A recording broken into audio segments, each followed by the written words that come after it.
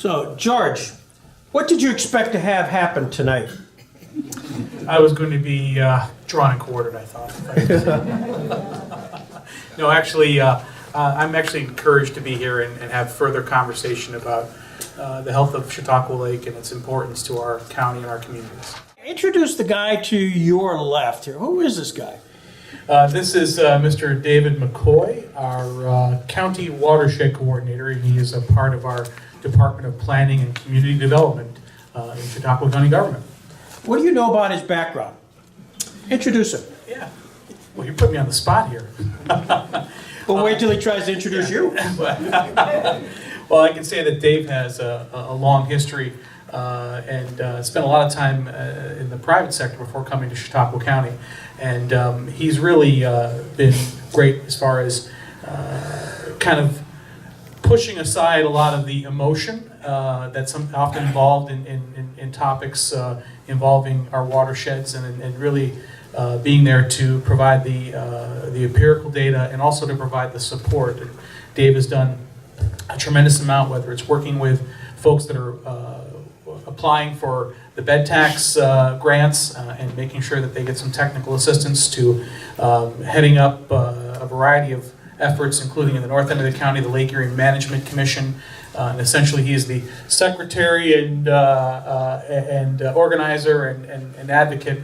So his background and knowledge and certainly training in all things watershed and environment have been a tremendous asset to us here in Chautauqua County. Did you know that Dave holds technical degrees in architecture, petroleum engineering, and a bachelor's degree in geology?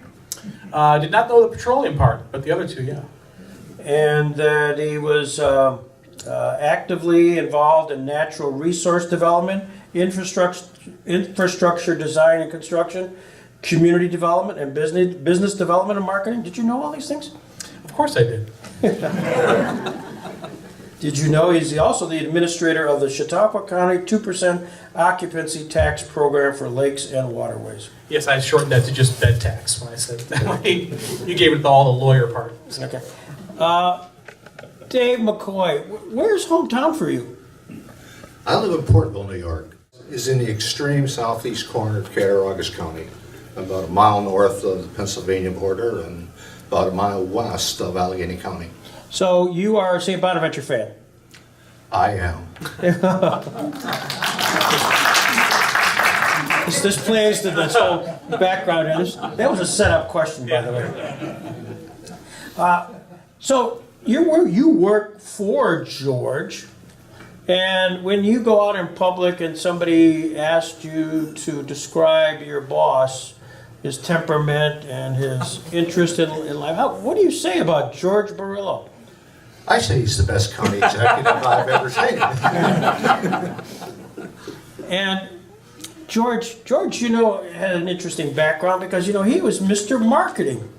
And George, you know, just even looking at my little glass of Dr. Pepper there, I mean, you in your prior life, George, and I'll go back to you, kind of that's how you got started in sort of the entertainment business.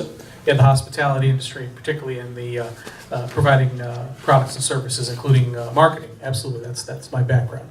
Why that, George? What draw you? Was your family involved in that? I mean, it's a P.T. Barnum thing.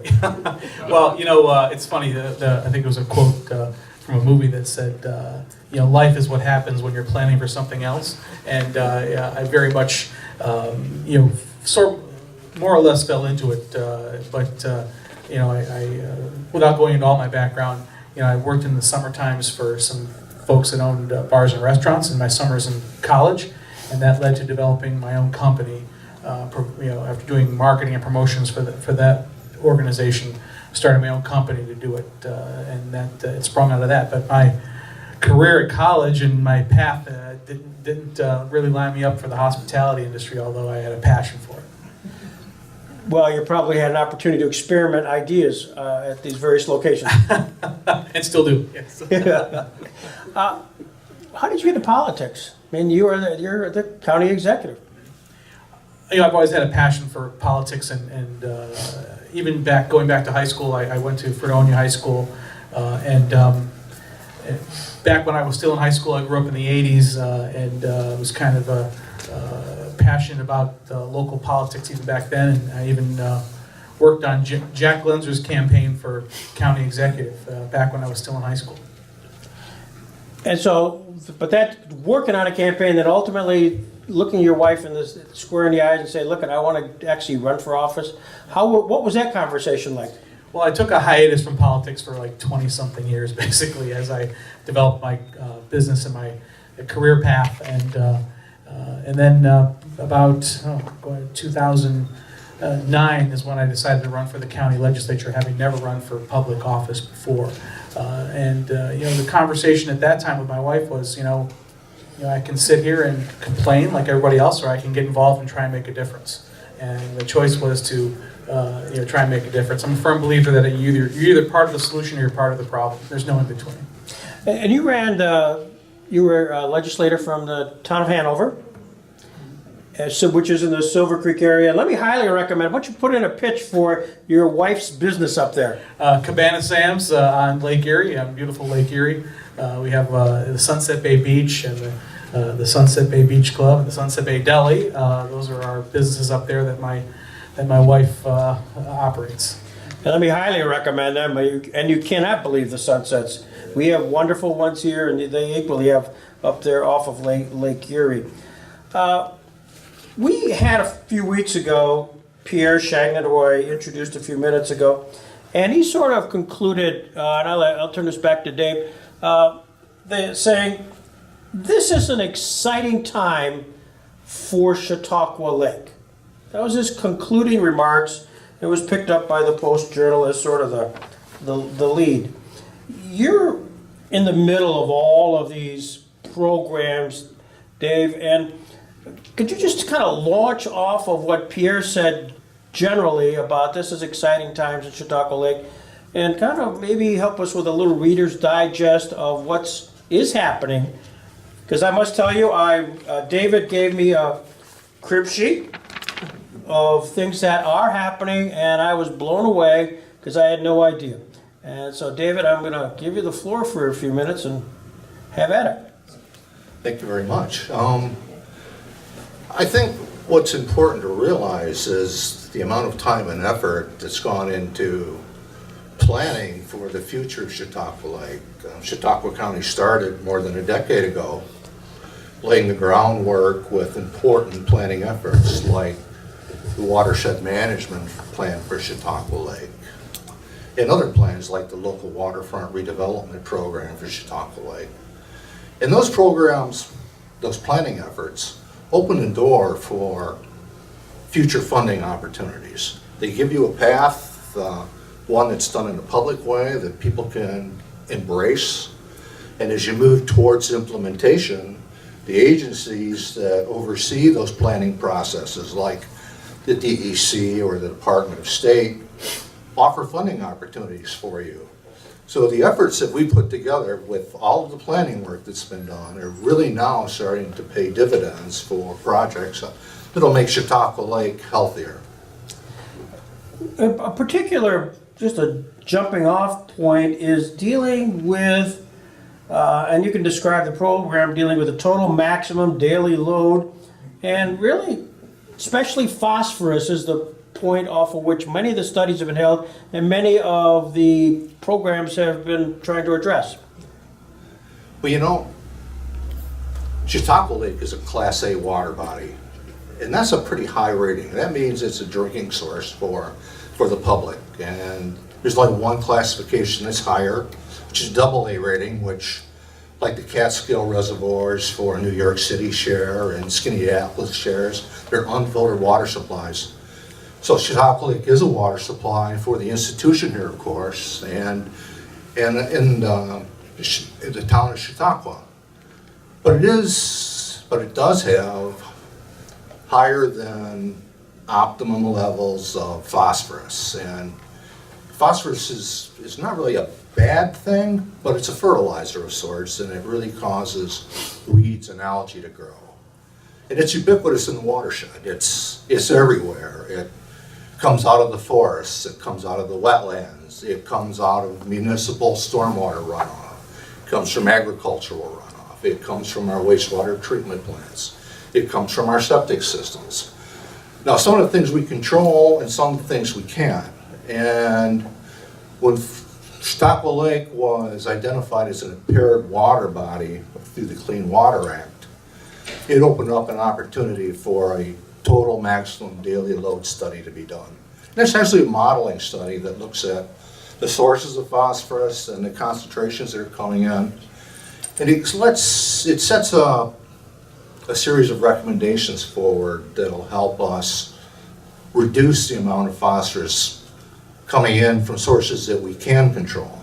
We can't control the runoff from the forest lands, but we can control runoff from urban settings, like the mall in Lakewood or down in the village of Celeron, areas like that. We can do green infrastructure projects in those locations that can reduce phosphorus. And a good example of that is what's been done here at Chautauqua Institution. They have projects now that are meeting the TMDL standard for phosphorus here at the institution. So it made a number of recommendations, and those recommendations are not taken lightly by our funders. We're following that plan, and the money's starting to come in from our state and federal agencies. You used the term TMDL, total maximum daily load. How was that established? How was that planned? Who were the stakeholders that made that a reality? That was done between the DEC and the US EPA working cooperatively, and they also engaged local stakeholders for their input. They developed an empirical model. They made some assumptions because some of those sources of phosphorus are very difficult to quantify. For instance, internal loading. It's legacy phosphorus in the bottom of Chautauqua Lake. It gets recycled through water quality changing conditions. That's a very difficult thing to get your arm around empirically. So they made some assumptions as to how much is coming from that. They made other assumptions to make it all work. Is it working? I mean, as you look at you've got this TMDL, and it's a regulatory, and this has impacted municipalities, it's septic systems, etc. Can you give it a scorecard, a marking? Well, you can't change a battle. You can't turn a battleship on a dime. It's taken 200 years to get Chautauqua Lake to where it is today. If you could think or vision yourselves back to pre-European times, Chautauqua County was covered with dense stands of white pine. If you've ever been lucky enough to spend any time in an old-growth forest, you walk on the ground and it feels like carpet. It's quiet, it's spongy, the water gets soaked in. It can withstand a good rain. All those trees are gone. The streams that feed Chautauqua Lake are still writhing in agony from what was done to them 200 years ago. It's going to take them a while to recover. So, George, you are in the paper a lot of late regarding Chautauqua Lake. And on a variety of subject matters, whether it's the Army Corps, whether it's potential lake taxing districts, other varieties of programs, you've really taken hold. This is a change of the exercise of the power of the county executive through you that probably your predecessors did not choose to do. I don't mean that negatively, it's just a choice. What was the tipping point for you that said, I guess I'm going to have to get engaged? Well, I don't think it was ever kind of a reluctant, I guess I have to get engaged. It's about, the holistic view of what we need to do here in order to have a successful, prosperous community. And Chautauqua Lake is truly, the centerpiece, the jewel of our county. And, lots of people say those words, it's the jewel of our county. But what are you doing to actually make sure that that jewel sparkles? And that's why, for me, it was important for us to step forward. I also felt like, in my first year as county executive, it was all about communication, reaching out to businesses, reaching out to people that other communities, other stakeholders, and finding out what they feel and how we can adjust our strategies to take into consideration other people's concerns and needs. In 2019 is now about collaboration. And having collaboration and cooperation on Chautauqua Lake is going to be integral. And I thought, really at this point, the county needs to kind of be that, for lack of a better term, neutral third party in a field that's filled with a lot of very passionate people. But hopefully now we can focus all of that attention and passion into having some meaningful and hopefully fairly quick results. In the first meeting in 2019 of the Chautauqua Lake and Watershed Management Alliance, which was our first group with Pierre and Aaron Brickley, you attended and you shared your quote. You shared your enthusiasm that different organizations can reach general agreements and that a weed management consensus strategy will be forged by the end of March. What's your goal? Use the term weed management consensus strategy. How would you define that? Well, there's long term and there's short term, right? When it comes to Chautauqua Lake, the county, as Dave described, has always been heavily vested in the long term, and that has a lot to do with, as I've said before, actually trying to treat the disease and not just try to manage the symptoms, and that is the long term success strategy for Chautauqua Lake. But we also have to consider the short term. We look at what's happening right now with the weeds and harmful algal blooms, and having some kind of a short-term strategy that has a balanced approach and that everybody can sign on to, and I mean all the major stakeholders, is what the consensus strategy is all about. What I found was, as I spoke with various organizations throughout the county, and throughout Chautauqua Lake and the various stakeholders, is there was a lot of common ground there, but there were a lot of barriers from those folks working together collaboratively. So the consensus strategy is something that we've done, that we've started, where we're actually sitting down with each of the various major stakeholders and asking, basically for their hot button issues, their non-starters, and most importantly, where they think we can work together. And so we've collected all these pieces, and we've now found the places where everything intersects. And the consensus strategy will take those places where we all intersect and where, for the most part, there is agreement, and put those into the strategy in the form of an MOU, a Memorandum of Understanding, that I will put before each of the major stakeholders and ask them to sign.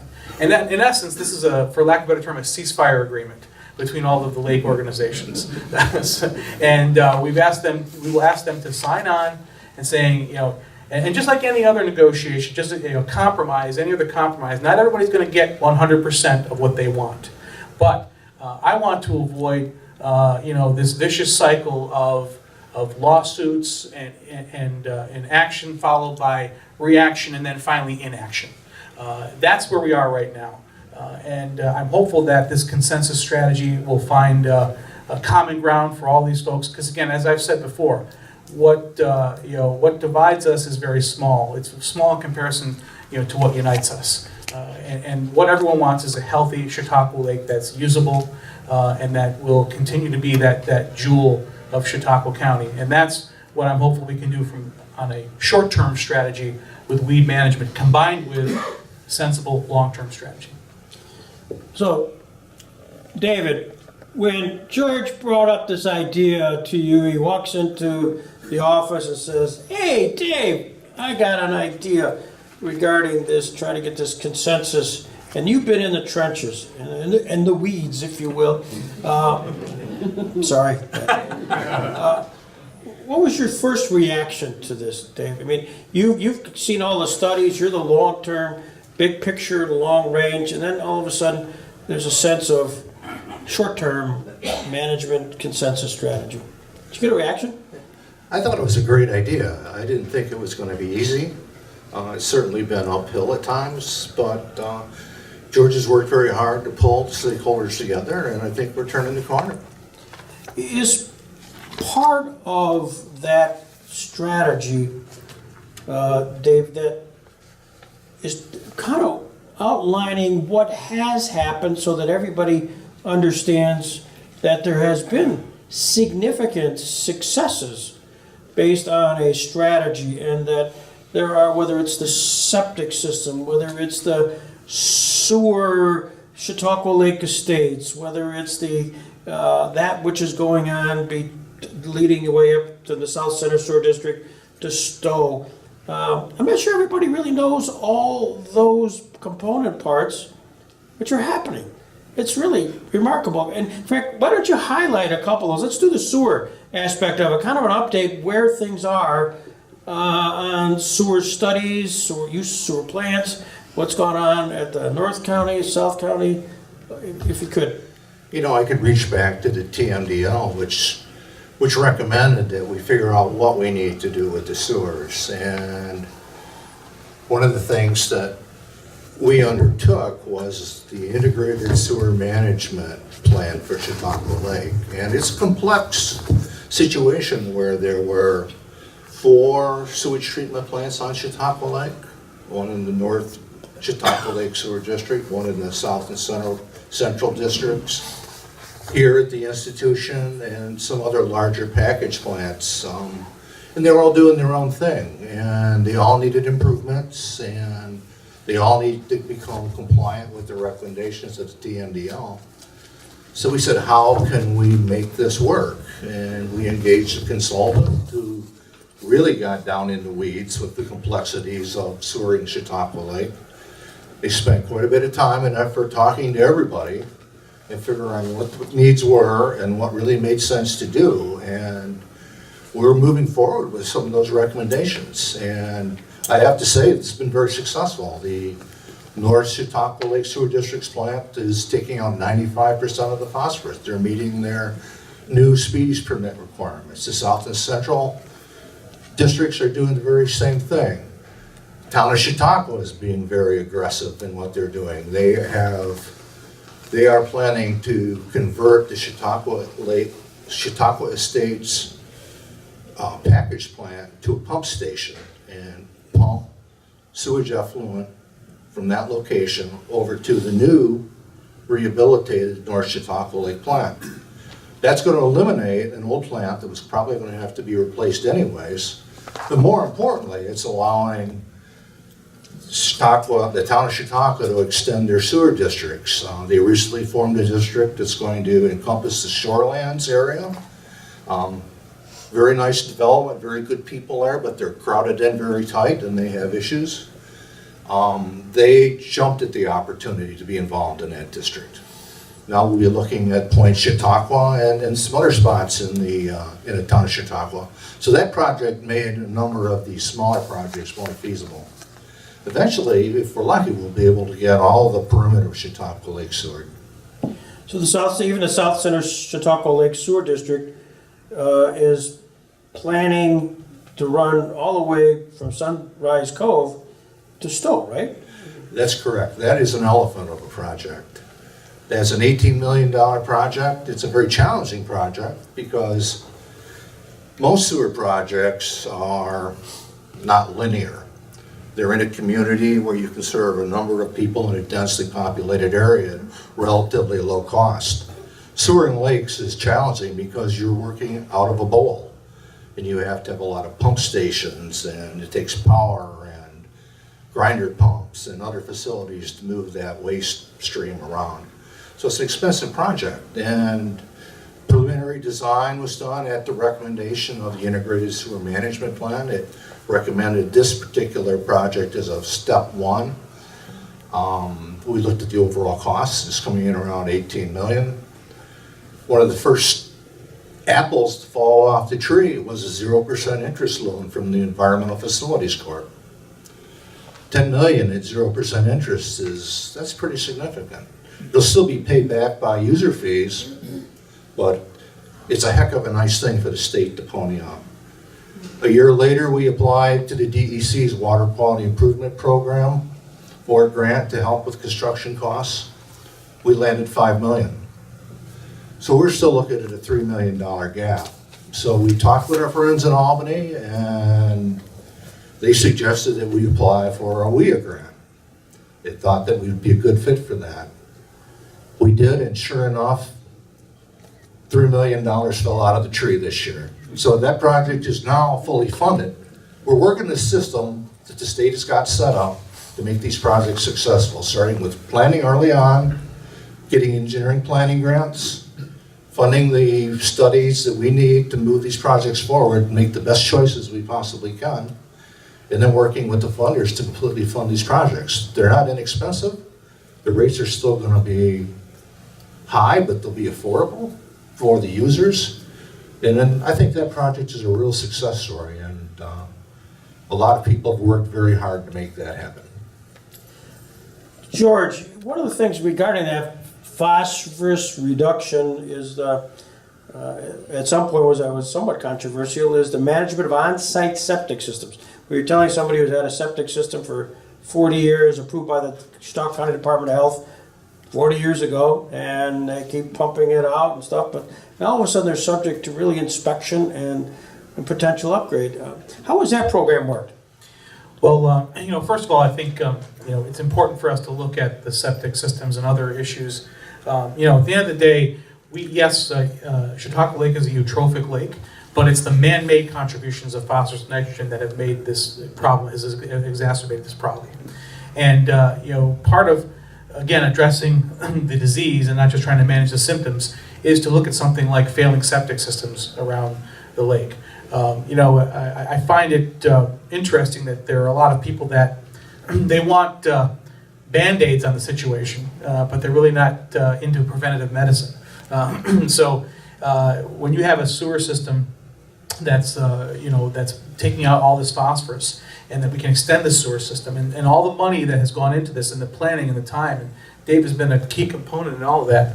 And then you have septic systems right now that are failing and literally dumping raw sewage into our lake. That's something that we can't really have continue and still expect to have a successful management of phosphorus and other pollutants into our water. And what we have found is, first of all, every time a property is transferred, a septic system inspection is required. And what we have found is that about half of them fail. So that means that we can extrapolate that half of the septic systems around all of our lakes, including Chautauqua Lake, are failing and are contributing to the flow of nutrients and pollutants into our water. So I think the program has been successful in the sense that it's brought attention to the fact that we have to address this. And for those folks who may resist the idea of public sewer coming their way because they have a septic system, keep in mind that the cost of septic system is going to continue to go up because the same issues and environmental requirements that they are requiring of a public sewer system are also impacting when you're going to have to install a new, more expensive and modernized septic system as well. So I think it's important that we continue to do this and to continue to hold people accountable who are contributing to the phosphorus load going into the water from their septic systems. Aside from the septic systems and the sewer issue, a couple of the highlights, David, you gave to me was phosphorus reduction through stream bank and roadside ditch stabilization, phosphorus reduction through agricultural management.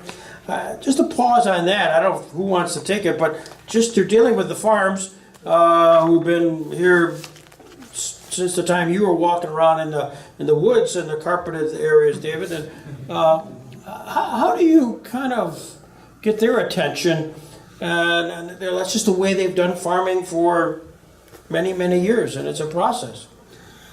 Well, we rely on help from our friends, primarily the Chautauqua County Soil and Water Conservation District.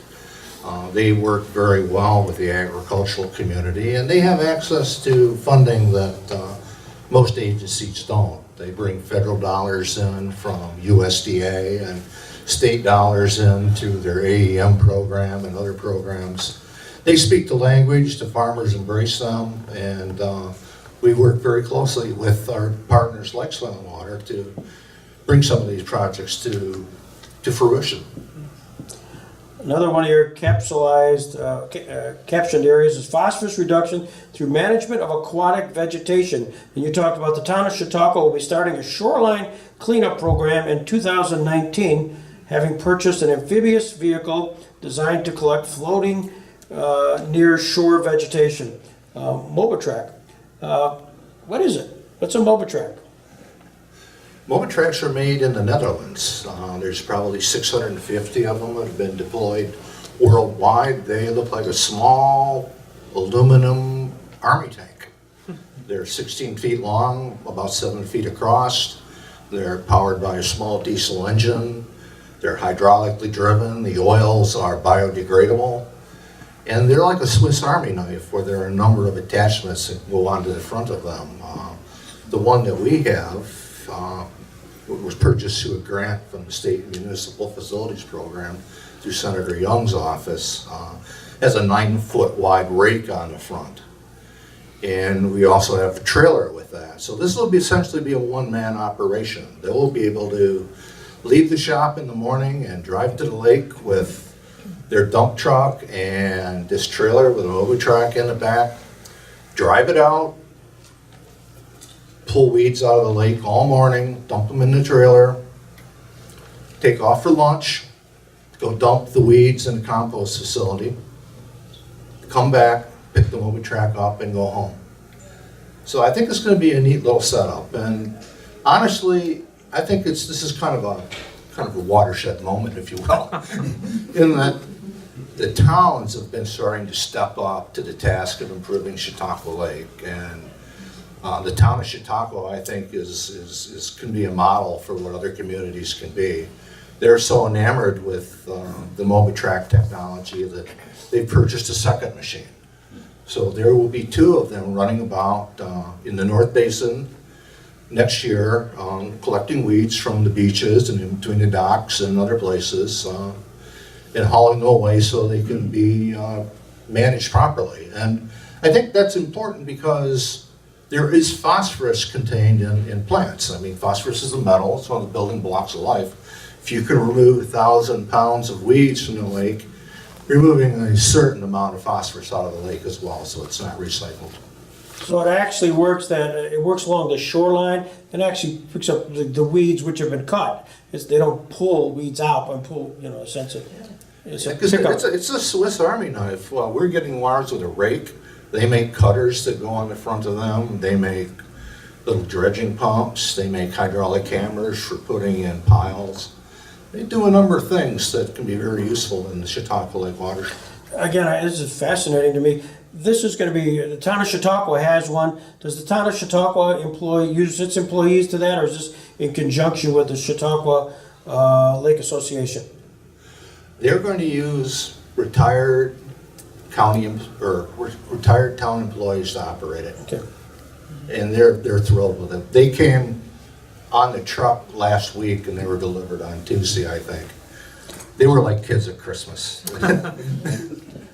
So George, have you driven one yet? Haven't had a chance yet, but it's on my bucket list for sure. Okay. So, I think when you talk about the Mobitrack, which was through a grant that we received from Senator Young, or the amount of money we've been able to leverage out of our state and federal government for projects in the watershed, working with agriculture, and those are all incredibly important things that really don't get a lot of attention. But they are the things that are moving the needle when it comes to reducing the amount of the flow of nutrients into the lake from the watershed. It's we live in an instant gratification society, and this is not an instant gratification thing.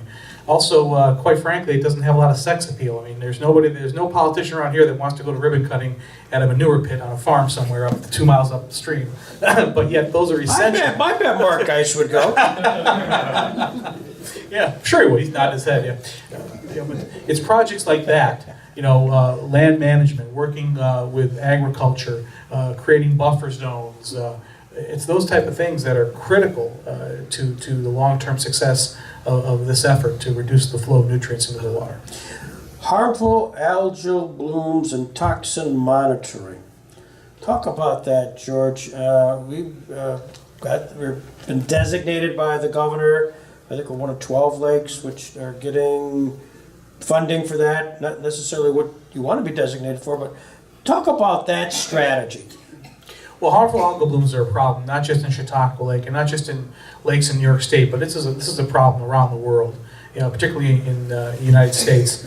And again, this is about the flow of nutrients. And we want to talk about the weeds in the lake, but whether it's cutting the weeds or killing the weeds with herbicides, it's going to have little to no impact on harmful algal blooms. Harmful algal blooms, are all about nutrient load, and then that combination of late in the summer of the heat and the nutrients that creates these harmful algal blooms. It's a very difficult situation. There's no simple answers. You look at what happened in the western basin of Lake Erie a few years ago, where a giant harmful algal bloom shut down the water supply in the city of Toledo for 4 days. So there's no easy solution here, but again, it's going to have to be addressing the long-term issues of phosphorus load, including the internal loading in the lake, which is, as Dave mentioned before, is essentially it's the muck on the bottom that's been there from years and years and years of decaying plants and other natural occurrences that have created this in the bottom. And as those things decay, it releases more phosphorus into the water, and again that contributes to the harmful algal blooms. So this is addressing the flow of nutrients and the internal loading is going to be the long-term solution for stopping harmful algal blooms. But there's no magic bullet. Unfortunately, I've sat with some folks who feel that look, if we just did this, this, and this, that we could solve this problem in 3 years. And I posed the question that if that was possible, don't you think there'd be some lake somewhere in the United States that would have done that and solved the problem in 3 years? That's not, not to say that we shouldn't try to deploy some of these short-term solutions, but we have to understand that this is a problem for literally tens of thousands of lakes throughout the United States, and Chautauqua Lake is one of them. What was the impact, I'm refreshing my recollection, at Chautauqua Institution? Wasn't in 2017, because it's a Class 2 lake, which is obviously water is drawn from here. Did that have an impact on the water quality here at Chautauqua Utility District and stuff? You're talking about the algal blooms. The algal blooms. Yeah, as I recall, there was a short period of time in the off season where there was some HABs found in the water. Thank goodness that didn't happen during the middle of the season when there could have, or for a longer period of time. But yes, this is definitely an issue for water quality. And again, the thing about harmful algal bloom, when you have a bacteria issue in the water, they issue a boil water order, and you just boil the water and you can use it. But actually boiling water with a harmful algal bloom actually exacerbates the problem. It kills the spores break open and it releases the toxins into the water. So it's really a difficult situation. You can't just simply boil water like you can when you have a bacterial infection in a water supply. So it is something we need to be conscious of. The fact that the institution and others draws their water supply to there, and there's a number of things that could potentially threaten that, including HABs. Executive Director discusses lake with Army Corps of Engineers, and you talked about water quality and a feasibility study to develop an ecosystem restoration and flood risk management projects for Chautauqua Lake. This is relatively new stuff here. Yeah. How did you get access to the Army Corps of Engineers, and what's their jurisdiction at Chautauqua Lake? Well, the Army Corps, they're actually in Chautauqua County. We are split essentially. The Buffalo office, the Buffalo region, controls the north end, Lake Erie and the other northern watersheds, and the Pittsburgh office of the Army Corps controls Chautauqua Lake and the other watersheds in the south end of the county. And it's been through a lot of strong advocacy on our part, directly lobbying our federal representatives and directly lobbying the Army Corps in Washington. That got us to the point where we were able to very successfully get this feasibility study onto what's referred to as the WRDA bill in Washington. Essentially, that's a federal list through the Army Corps of projects that are eligible to be funded by the Army Corps. So now we have. So we went down a couple weeks ago, I think it was 2 weeks ago, a week ago last Friday, to Pittsburgh. Myself, Dave, and Pierre Chagnon, who's here, went down to their office and actually got to meet with Colonel Short, who is the commander at the Army Corps in Pittsburgh for that entire region. And the first question they asked was, how the hell did you do this? How did you get this project on the list?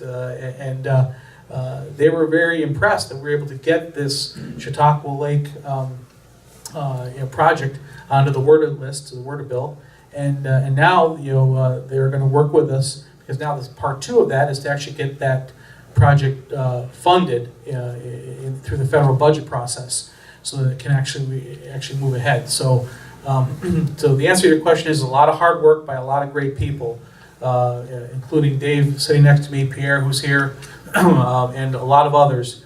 So continuing to advocate and lobby everyone we can to get to bring attention to these issues. Even though it's titled a flood mitigation study, which you say mitigating floods, it's much broader than that, isn't it? Yeah, well, and again, when you're talking about the Army Corps has certain missions that we have to be within, and one of them is flood mitigation, another is habitat restoration, so we wrote this proposal around making sure that what we're looking for fits into those missions, and it does. But highlighting that, so when you talk, you might not think of flood mitigation as an issue for Chautauqua Lake, but when you start talking about habitat, you start talking about other things that do happen along the shoreline, it is certainly an issue that helps us, fit into that, into that mission. So, David, there was a leftover question when we had Doug Conroe and Paul Stage here 2 weeks ago from the Chautauqua Lake Association, and Paul Stage, the president, was fairly animated about wondering who controlled the depth of the lake. It wasn't clear to him whether it's the Army Corps of Engineers and their flood mitigation program, the BPU. And so I've done a little inquiry because it was just hanging out there. Who controls the level of the lake? Do you know? I couldn't find the answer. God controls the level. Higher authority. The Warner Dam, it's been around for 90 years, I guess, in one form or another. But it's removed from the lake. It's a 1.5 miles downstream. So you can look at the Chautauqua River as a garden hose that goes to the squirter on the end of the hose. And when the squirter's open, water comes out, and when it's closed, it's closed. The dam is shut all summer long. It releases a minimal amount of flow to keep the river alive, but for the most part it's shut. And it's open, wide open, all winter long. So it runs in 2 modes, open and shut. And it's been wide open since early October. And it's going to stay wide open until, I think, April, when we start to close it down for the summer recreation season. The real challenge is the amount of water that the channel will flow. That's the channel above the dam. Even when the dam is wide open, 1, 2, or 3 gates, the most amount of water we can get to there is about 1,200 cubic feet a second, because it's limited. And as the lake gets lower, there's less head to push that water through there. So it's really out of our control in a lot of ways. We'd like to have more control, especially with regards to flood protection, because it would be nice to be able to open that dam up and bring the level of the lake down in anticipation of a big event. The lake is 13,000 acres in size, and the watershed is a little over 100,000 acres in size. 1 inch of rain over the watershed, when the watershed is saturated, will bring the level of Chautauqua Lake up a foot. And that can happen overnight. If we get a big event, like a Hurricane Agnes that we had in 1972, or a Katrina type event that could park over the top of us for a few days and dump 4, 5, 6 inches of rain, gosh only knows what could happen. And that speaks to some of the flood mitigation that we've been talking about with the Army Corps. So it's a balancing act in some ways, but then again, much of it's beyond our control. So really, though, I mean, I know the gates are actually physically controlled by the DP, Board of Public Utilities. That's correct. I mean, that's my brother used to do that. But at some point, where do they get direction from or ideas? Is that the Army Corps, say where it should be? There's a series of rule curves or protocols that were developed in the 1980s by John Lunsman, former director of planning at Chautauqua County. And John was a very practical guy. He went out and measured snowpack, back when we used to get a lot of snowpack. We don't get that so much anymore. And did some of his calculations and looked at really what was going on in the lake. And he came up with a set of curves that says, at this date and time in the fall, you'll open the dam. And you try to draw the water down as low as you can. Because there's advantage to that, because you know the snow's going to melt in the spring. And we're going to try to kill as many weeds as we can by drawing water down. And then in the spring, we're going to shut the gate and the water's going to come back up. And we use that plus a little bit of common sense to when we see in the weather forecast where we have a big event coming, you know, we'll open the gates and try to drain the lake down. But even when they're wide open and the lake's at the normal summer pull, it takes 3 or 4 days even to make a dent in it. Just for those that are curious, mention the name John Lunsman. John did a spectacular 11-part series on Chautauqua Lake, which was filmed by the public access channel way back in the 80s, shortly before John passed away. And it's on YouTube. And if you ever want kind of a broad-based overview of the history of the lake, John Lunsman really did a spectacular job. I assume you guys have probably seen that along the way, just as a point of reference. George, money is a conversation, and you guys have a tremendous success through what David and the Alliance has done to raise money to draw towards these various component parts.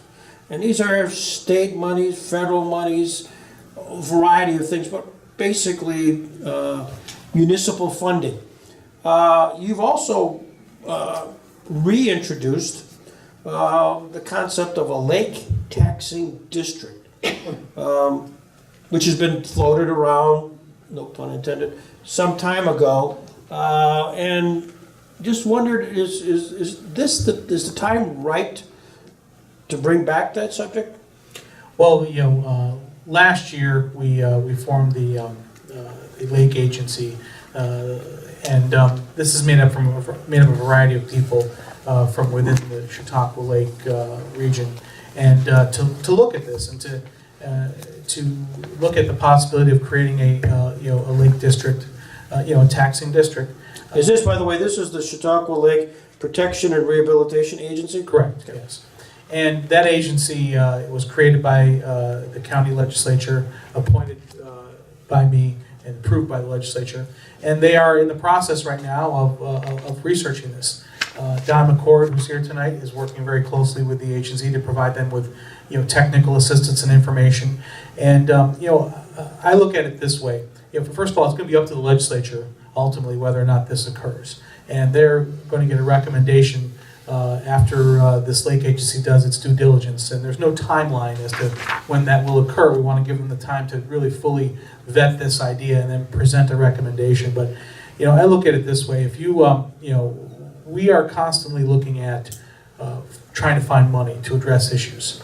And if we're going to have the only way you're going to be able to plan for the future effectively is to have a consistent flow of funding for that.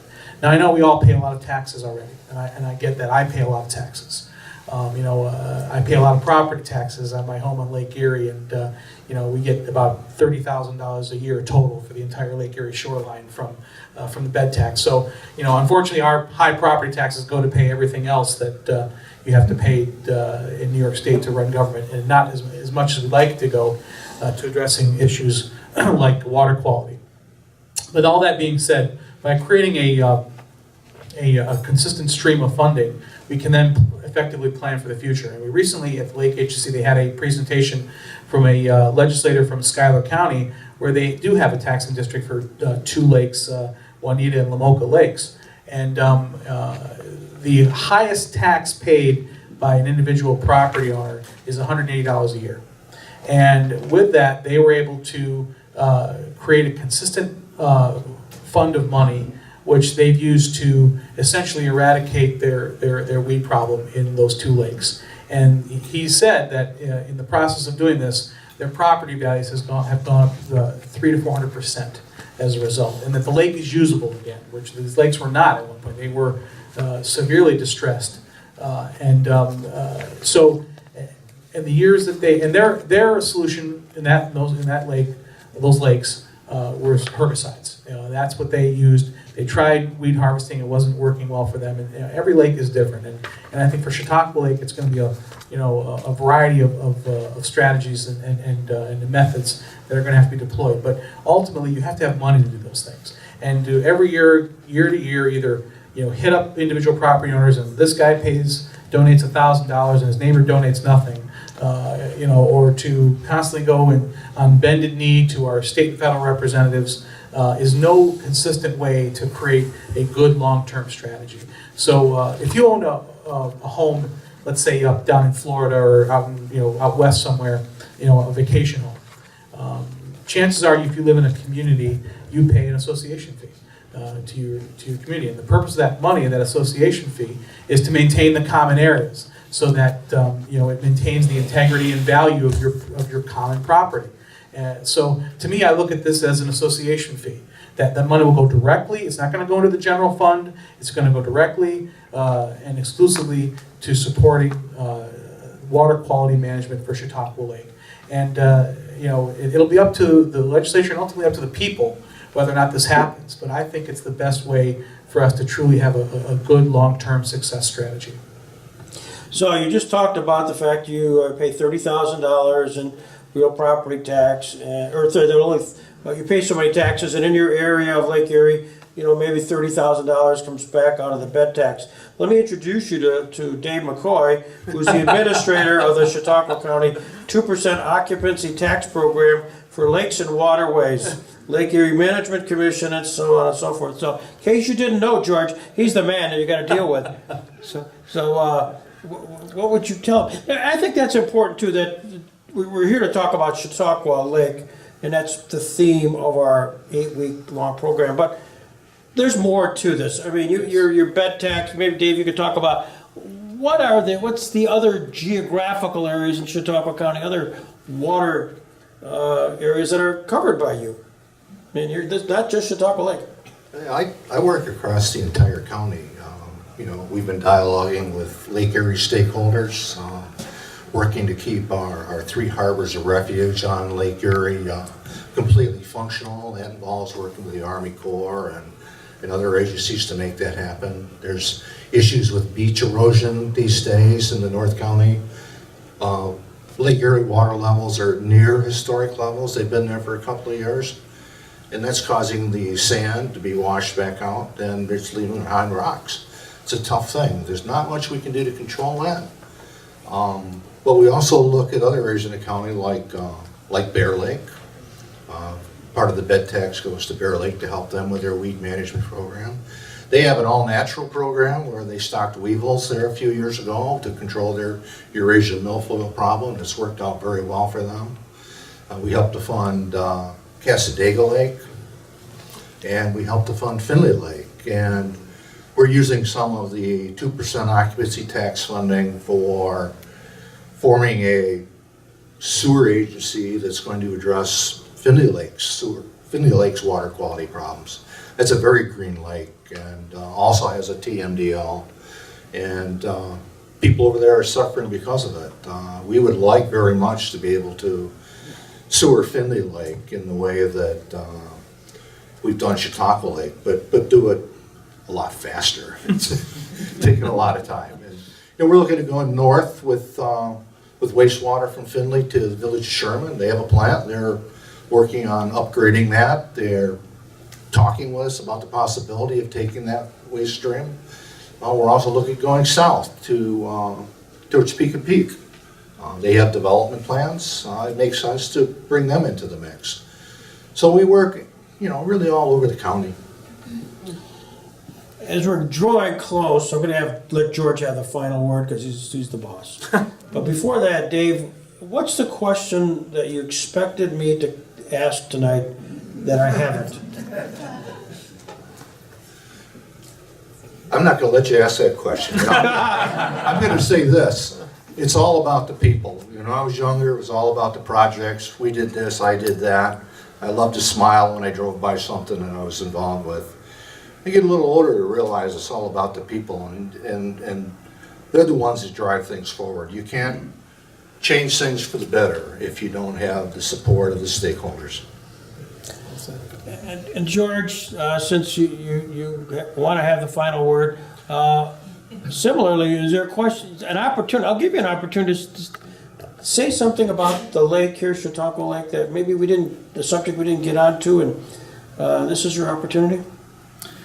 I wish, you know, there's a lot of people out there that are very passionate about Chautauqua Lake.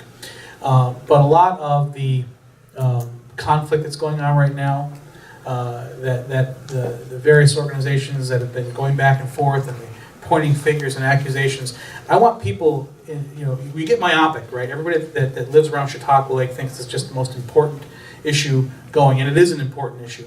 But I want folks to understand this, that this, the vitriol that we're hearing and the negativity is having an unintended consequence, and that is the rest of the county is looking at this, and they're saying, why are we spending money on this? Why are we spending time on this? It's created a negative out there.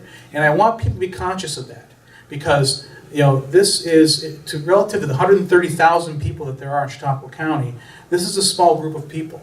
And it's an incredibly important subject, but I want people to start seeing collaboration, cooperation. I want to see people put down their swords and start working together, because if we don't, the long term is that the rest of the county is going to turn against Chautauqua Lake, and I would hate to see that happen.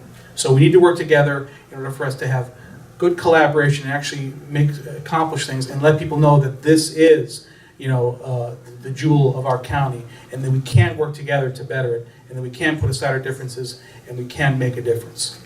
By the way, critique Dave. How did he do tonight? I thought he did fantastic. Ladies and gentlemen, Dave McCoy, George Borrello. Thank you.